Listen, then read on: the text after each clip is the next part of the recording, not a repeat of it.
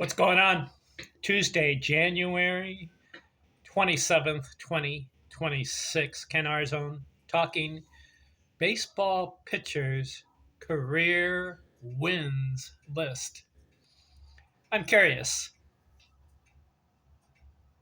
which pitchers in baseball history have the most victories? That is the most important stat for a pitcher. They have winning percentage, ERA, they have games started, complete games, shutouts, saves, innings pitched, and strikeouts. Well, what's the most important stat for a pitcher? You think it's the ERA? No. Wins. Got to win the game. So there's a career pitching wins list that I'm going through. I've covered, let's see, how many have I covered? Cy Young, Walter Johnson, Pete Alexander, Christy Mathewson, Bud Calvin, and Warren Spahn. So 6 guys I've covered. I'm going to go down the list. I don't know how many to do. Maybe 100, maybe 200, maybe 300. Just for the fun of it. So the next guy on the list, Kid Nichols. Have you heard of this guy? I've read about him in baseball books. Old school, 1890, 1906, just a 15-year career.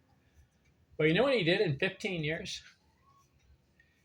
362 wins, victories in 15 years. But look closer. Toward the end of his career, his last season, he did not win a game. So it's 362 victories in 14 years. What?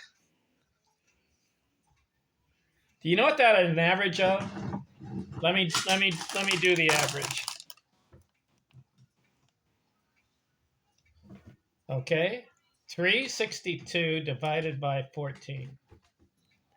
He averaged in his 14-year career 25 victories a season.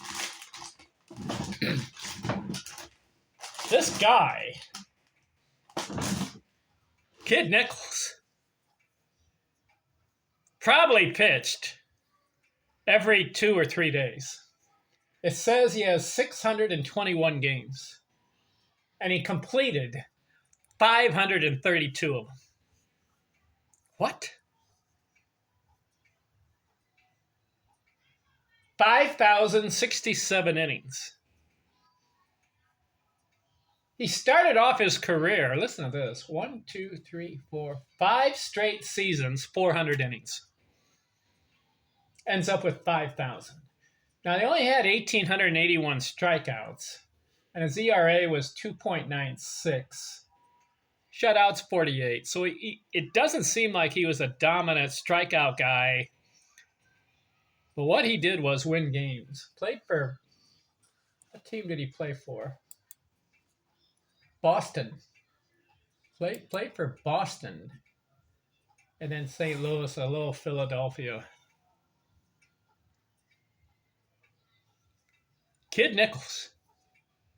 So in 1890, he comes up and wins 27 games. He's 20 years old. 27 victories. I'm not going to repeat all his other stats for every year. I'm just concerned about victories.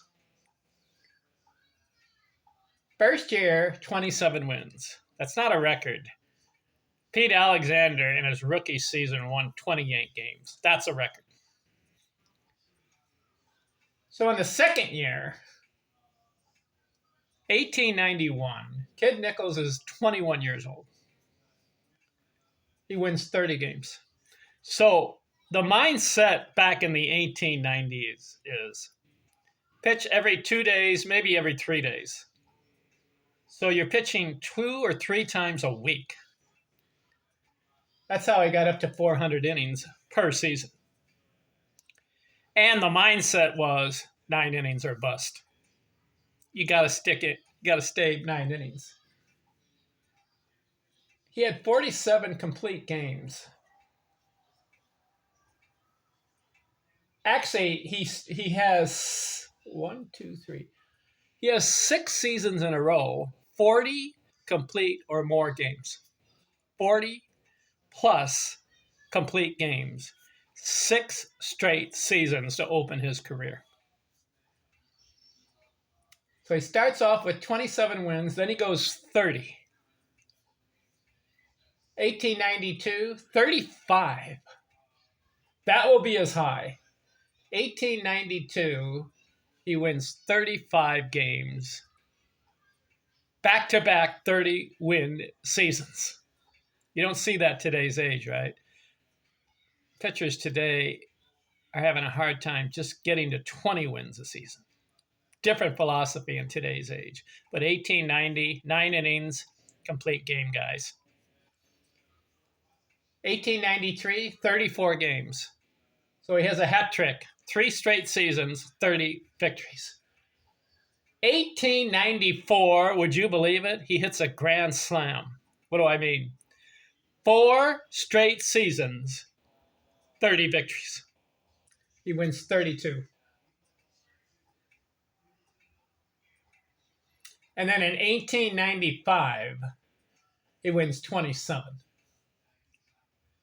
So his first, 1, 2, 3, 4, 5, his first 6 years, listen to the victories: 27, 30, 35, 34, 32, 27. Incredible. What was it with this guy here? Why is he winning so many games? I think he was on a good team, Boston, and they scored runs. So during the 1890s, that Boston club must have given him a lot of run support. He lost games, but the fact, 4 straight seasons, 30 victories. Has anyone else ever done that? I don't know. I'd have to look that one up. How about 5 seasons in a row, 400 innings plus? So today's pitchers, they get sore arms and they're pitching every 5, sometimes 6 days in between because they're throwing hard and they don't want a sore arm and they want to throw it out. This guy's pitching 400 innings. Was his arm sore? It must have been. But maybe he didn't throw as hard because by the fact that he only had 1,881 career strikeouts, just 200 strikeouts a year he's doing, roughly. So he must not have been throwing hard. You know what he was doing? I think he was just mixing his pitches up and getting a lot of probably ground ball outs or fly ball outs. And then his team is scoring a lot of runs. That's probably what happened. Is he the most dominant pitcher of all time? I don't know about that. Walter Johnson had a fastball that everyone raved about. Cy Young, he was also a guy that just kind of mixed it up. Problem with Cy Young I have, he won the 511 games. The problem I have is he had over 300 losses. And same with Pud Calvin. He had over 300 losses. So you're not that dominant if you're losing. What Cy Young did was he just stuck it out through his whole career and had all those complete games. And by pitching that many complete games, I think he had, let me look it up. You know why Cy Young had so many losses? He had 315 losses. But you know why? Because he had 749 complete games. He stuck it out 9 innings, probably 10 innings sometimes, and he would take the loss a lot of times. But at the same time, by having all those complete games, that's how he got up to 511 wins. Looking at Kid Nichols, he only lost 208. He had 621 games he pitched in. Cy Young had more complete games than Kid Nichols had games started. How about that? All right, so I'm gonna break up. I want to spend more time on this Kid Nichols guy, so I'm gonna break this his box scores into two videos. This first video, 1890 to 1895, 6 year period. That was incredible what he did. Next video, I'll look at the second half of his career. Okay? Talk to you later. I'm out.